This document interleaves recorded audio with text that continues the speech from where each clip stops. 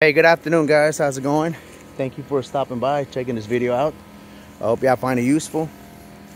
Look at my birds now. They're almost done with the molt. Beautiful, beautiful feathers. He's almost done with the gold, with the neck, feathers around the neck. He's working on it. I have some stags up here too. This guy here has a little bit of a squirrel tail going on there, so I'm not sure.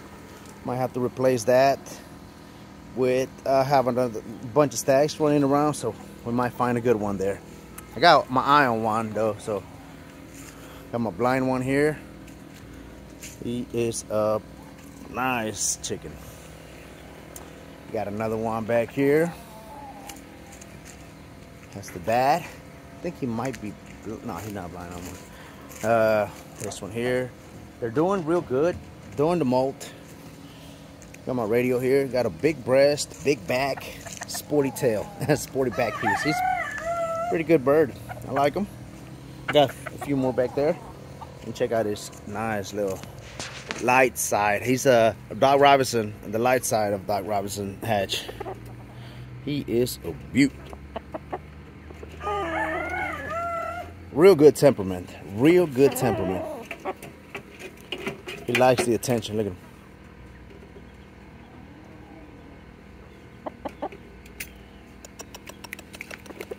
See if I get it with my hand. There you go. I like it when my birds do that. And here's another one. He's looking real good. During the molt, we added some coconut oil. We added some feather fixer, some grain. We added corn, sunflower seeds, Milo, oats. That's about it. And coconut oil. Occasionally, I would add. Now, if you want to add, some people add different kinds of stuff. They add. Some people use chicken, kicking chicken. Some people use not oregano, olive oil, fish oil. Some people actually use sardines. Sardine is good, but just don't overdo it. They do like the sardine. They eat it. It's good for them, but just don't overdo it. I got a bee on me. Hold up. Okay, had to run away for a little bit. We keep bees in the back. I'm allergic to them, so I don't want to get stung. Anyways, got my blues here. Look at this guy. He's almost done with it. He's still molting. He looks good. These birds are phenomenal. Phenomenal, and I'm gathering those genes, right? I'm preserving those genes. I'm creating this strain, and then after that, we're preserving the genes for a long time. So, anyways, I have my F35 on my previous videos. Check out this one here. Still working with the molt. Got a hand up here. Got another one up here.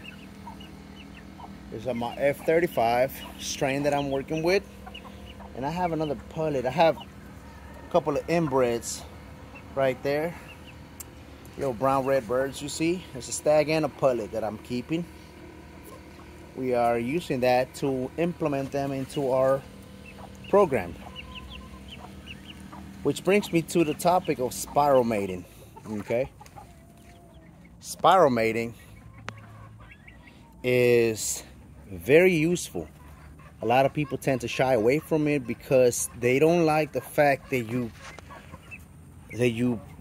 have, because what spiral mating is, you have groups of pullets.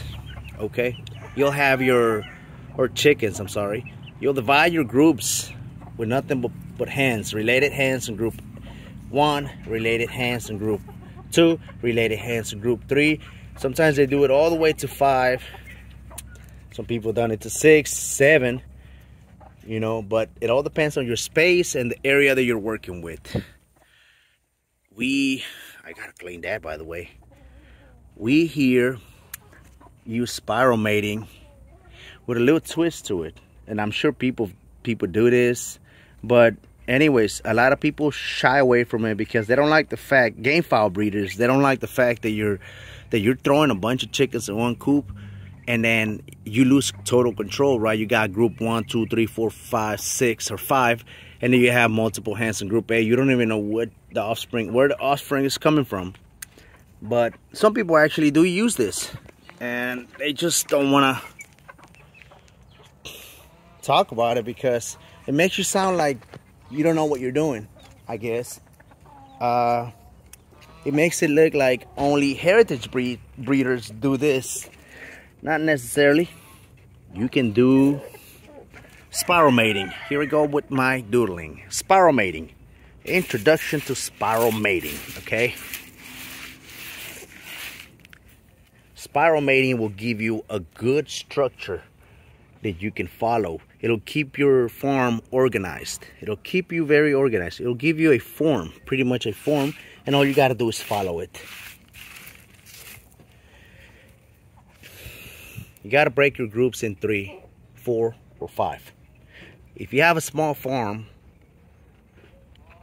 you can only keep a couple of brood fowl. You can do 5 groups. You got 1, 2, 3, 4, and you got your 5 over here. Okay, I hope you can see it. I wish I had some paper, but it's fine. And then you got stag 1, 2, 3, 4, and 5, or you can have another one. Let's say you keep a 6th one. I'll tell you why. You want to keep the 6th one up here just because, right? Okay. But you got 1, 2, 3, 4, 5 pullets. This is if you have a small area, and if you're working with a developed strain, a strain that's already developed. You can look at my previous videos on how you can do that. There's multiple ways. You got a line breed, you got a inbreed. As long as you keep it on the family, you can go ahead and make your family like that. There's different ways. If you want to look at other people's videos on how to make your own family, start with that. But if you want to preserve it, if you want to have genetic diversity, this is a good way to do it. Spiral mating.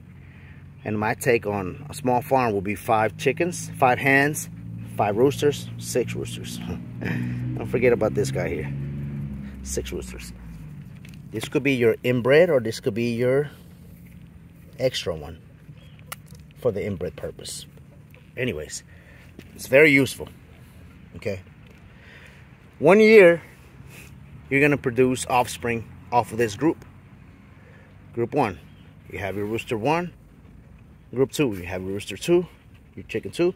Group 3, group 4, group 5. Okay? Perfect. You breed them.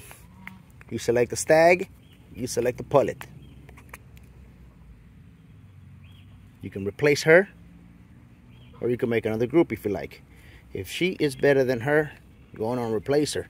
She's still gonna be group 1. How you can differentiate the two?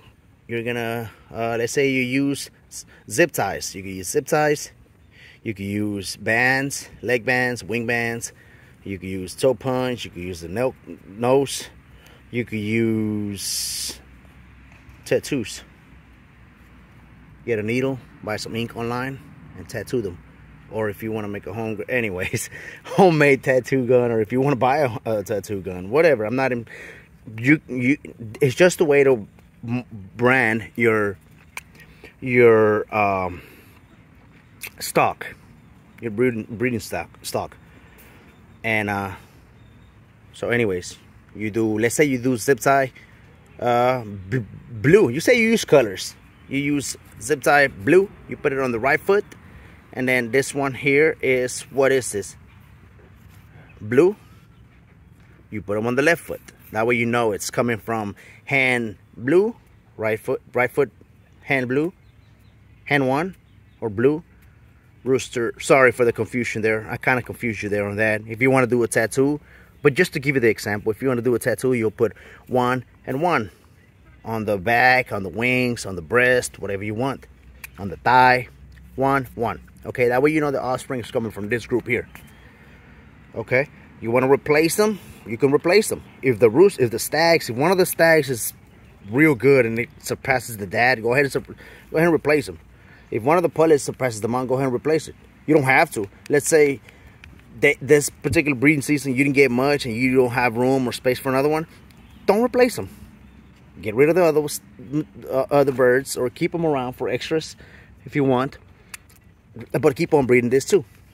The next breeding season, breed it again. That's only if you don't have any space, you know. And if they are better, you can replace them. You could also replace them with one of these groups up here if you want. Anyways, you breed them, you could mark them. Same with the group 2, same with group 3, same with group 4, same with group 5.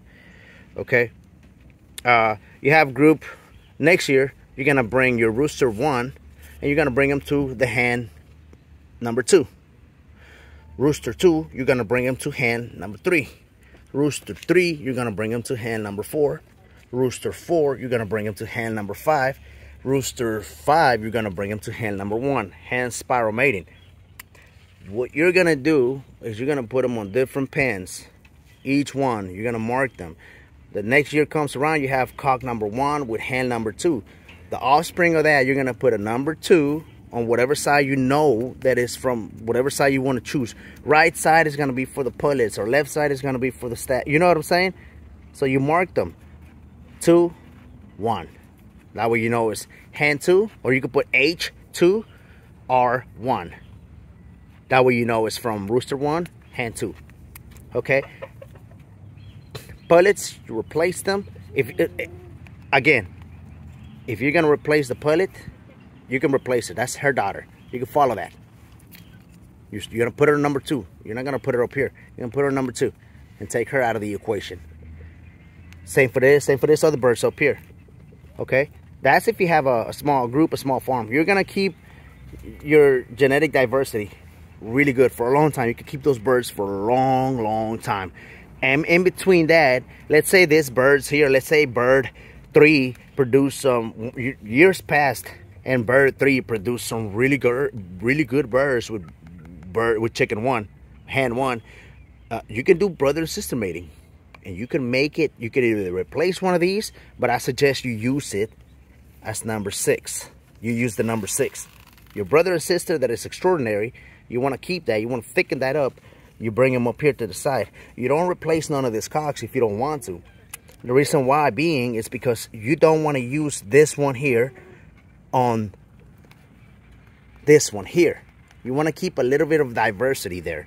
You don't want to use it. Let's say you do the brother and sister from this hen. You don't want to use the stag back to this line here. You want to use it on this one, on this one, on this one, on this one, on 2, 3, 4, 5, but never to 1. And then once this rooster is going to come around and go to hen number 1, you can go ahead and replace the one that you replaced 6. Let's say you replace 2, and you put them to the side, and you're using 6. And then once he's going to come around to 1, you bring him back to his pen, and you put 2 with 1. And there you go again. But the reason why you're doing this, you want to use that brother and sister mating to thicken up a particular. The reason why I'm saying that is because you don't want to have inbred with the mom back again, because that'll be counterproductive. You don't want to use inbred back to mom, because the mom could have had some problems, could have had some health issues, and if you line breed them, you're not really, your health issues or your problems are there. You want to get rid of those problems. You know, if you want to replace that hand, you can, and then you use the brother and sister from this one. If you want to replace this one with that one, you can. Same for this one, because you want to keep on going forward. You don't want to use the hands back again, because the hands are, let's say you have some diseases or something that's hidden in there, it's going to come back out, because the hen could be the one, or the rooster could be the one. But so find your ways, get creative with it, guys, and use spiral mating. It's a good strategy. If you have some more room, let's say you got group 1, you got group 1, you got group 2, and you got group 3, and you got 4 hands for group 1. Okay, 1, 2, 3, 4, but it's still group 1. You got 4 hands for this one. 1, 2, 3, 4. Group 2. 1, 2, 3, 4. Group 3. 1, 2, 3, 4. Group 5. Okay. A lot of people shy away from this because, and then you have one rooster for group 1, one rooster for group 2, one rooster for group 3. People shy away from it because they don't want to put this hens in one kennel and one brood pen, and then mix them with all 4 hens. They don't know what's going on, which one is going to bring your best birds. That's the downfall of spiral mating. This is typically how they do it. But man, if you got room, get yourself some of those individual pens. Pan them up. You got chicken 1, 2, 3, and 4. Pan them up. But this area of individual pens is gonna be group 1. You have 1, 2, 3, 4.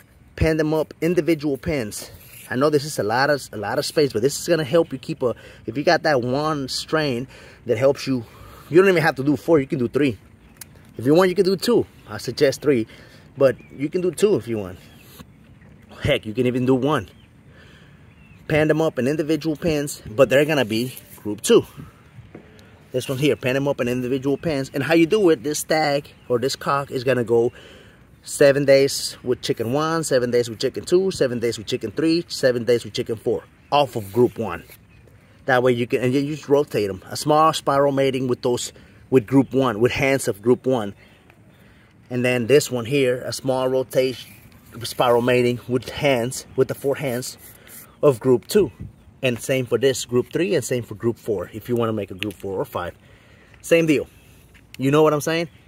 That way you know that this is group 1. You're going to have them band. You can even have 3 bands.